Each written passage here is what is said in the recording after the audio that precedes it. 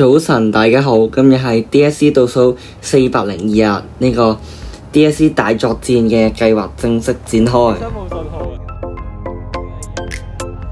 今日同同學去咗八仙嶺行山，把握假期嘅最後一日去放鬆一下。